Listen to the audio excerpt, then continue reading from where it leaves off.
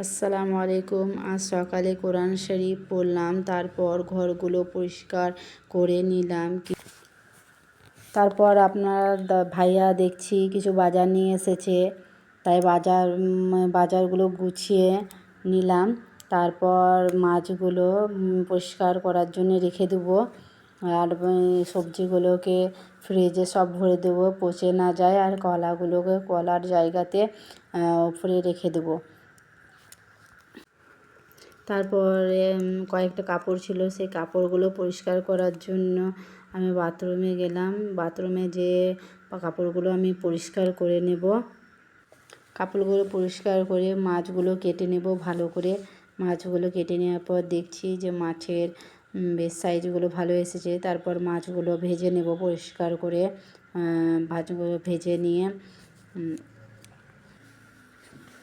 দেখতে দেখতে তো বেলা শেষ, এখন ইফতারের টাইম হয়ে গিয়েছে। আমি কিছু ভেজে নেব, যেমন বেগুনি চপ, আলুর চপ, আর কয়েকটা পাকোড়া ভেজে নেব।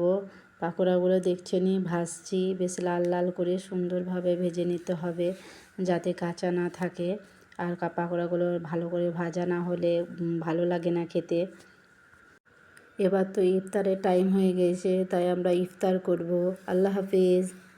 আর আমাদের চ্যানেলটাকে সাবস্ক্রাইব ও লাইক করে দেবেন। আমার যদি কথাগুলো ভালো লাগে আর আমার কিছু কাজ ভালো লাগে, তো আপনারা প্লিজ সাবস্ক্রাইব ও লাইক করে দেবেন।